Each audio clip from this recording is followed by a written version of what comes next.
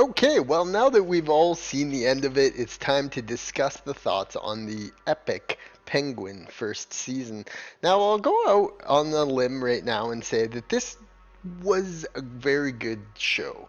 I liked it a lot. There are parts of it I didn't like so much, and I'd love to talk about it because, wow, what a left field fucking movie this was. This was just a fucking movie out of absolutely nowhere, or a TV show.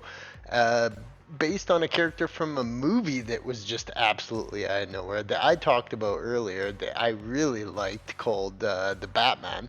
I thought that was just a fantastic out of nowhere thing. And a great character, the one and only Colin Farrell as the Penguin.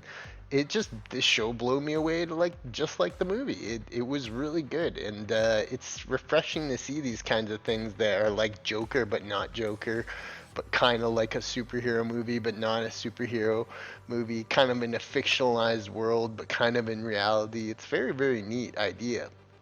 And we're gonna get right into spoiler territory. So if you didn't watch the end and you don't want it spoiled, turn away now.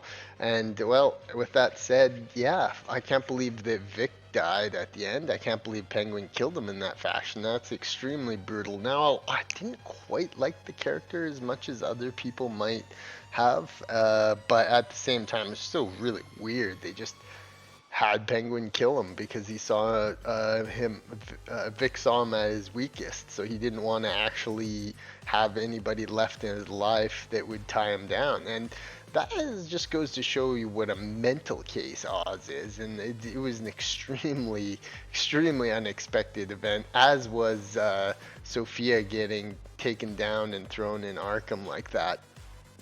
We have a thoroughly compelling show here, and it's a nice uh, extended kind of story of a character that was really good, and we had to see a little bit more of him from the Penguin movie. And I think that they've got themselves a hit. Who knows where they're going to take it with season two? But I think we can pretty much judge the fact that this is good. This is good television. This is television that comes around every so once in a while, and I was compelled to try and figure out what it was all about. And I'm a big sucker for gangster type movies, so when I saw how gangster this fucking movie was right off that first episode, I really liked it, and I was clinging on to every single new episode that was going to come out. And who else would make Sophia their waifu? She's the ultimate crime drama waifu. So I'm glad that we got more of her because I truly expected she was going to die at the end, not Vic. But I think Mahler called it, or someone called it that Vic was gonna die, and I didn't expect it because he's kind of the diverse but likable character, and Vic was a very likable character. Actor did a fantastic job. It was an interesting story, but like I said, just unexpectedly, he just fucking chokes out Vic in the park like that. It's a brutal way to go. The side plots with the mother I wasn't overly fond of, and every time it got back to her and Oz's strange relationship with her, I just kind of cringed. But other than that, we had some wicked scenes. We had like the triads going on. We had lots of action and violence. It portrays a city that's just utterly on the edge and spiraling out of control.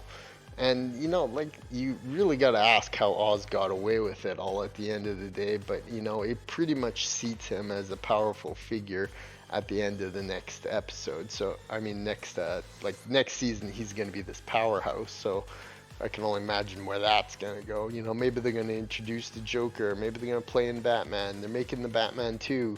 So they've got themselves a hit here. So let's see where they take it.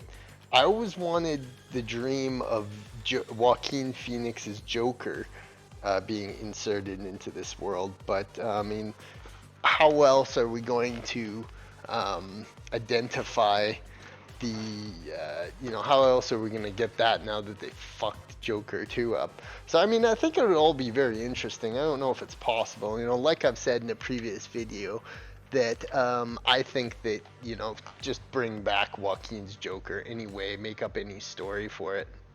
There are going to be a lot of people pissed off by the end of this, especially anybody who fell in love with Vic, which I gotta admit, I did kind of like the guy.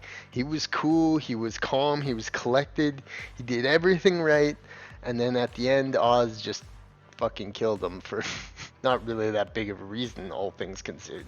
So, I mean, it's one of those things where you gotta really ask yourself, where are we gonna go with season two? And, now you're missing not one but two important characters, Sophia and Vic. And Sophia is not by any measures gone, but, maybe they'll find a way to bring Vic back. They do these with television shows. They always try and make things ultra epic and unexpected, so it draws you in for the next episode. But overall, I think they handled everything quite well. And Drill Sergeant Zim, the real star of this show is Oz and Colin Farrell, who almost becomes a completely different person, transforming not only his appearance but completely his personality. As if you're a fan of Colin Farrell, such as me, he's completely different. You can never tell it's Colin Farrell, and you have to actually kind of double take a few times because the effects, the artistry, the level of acting that Colin Farrell has taken on here is spectacular.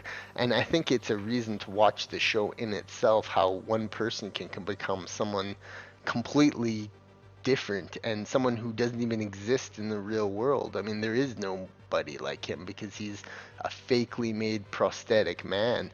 And, that's like kind of same with Sophia Falcone too, is that she's just a completely like insane batshit woman, a very, very uncommon character and very probably much different than the actress herself in real life. But at the end of all this, what you have is an artistic project that worked. You had a stagnant franchise, DC, Batman characters, a smash hit of the Joker, which portrays these kind of historically gritty timepieces, and they just work. They just work. Joker 1 worked. Joker 2 sucked balls. But Penguin works too. And like, you really got to ask yourselves, what other characters are they going to add into this type of formula? Do they do Killer Croc? Do they do any of the other villains or anything? Do they add some supernatural to it? Do they go Alien versus Predator versus the Batman? Like, there's a million different things they can do. And when they put these characters in these grounded scenarios, it just feels kind of intense. It's cool. It's like combining superheroes with a gangster drama works. It just does. In the right hands, we can make it work. And who knows how long this TV series is going to go on, because it could be something that we get more of these types of shows. These very deep, concentrated stories. They're grounded in reality and mixing with superhero. It's just it's a good idea. Plain and simple. The Penguin just worked, and I fucking can't wait to see more of it. And shout out to some of the wicked characters in this. Sophia Falcone, the waifu, and Drill Sergeant Zim. Do I recommend The Penguin? Well, fuck yeah, I definitely do. It's a good series, and it's a very interesting little story that has twists and turns that you wouldn't believe. And at the end of the day, it's, we could certainly have gotten a lot more worse crap than this.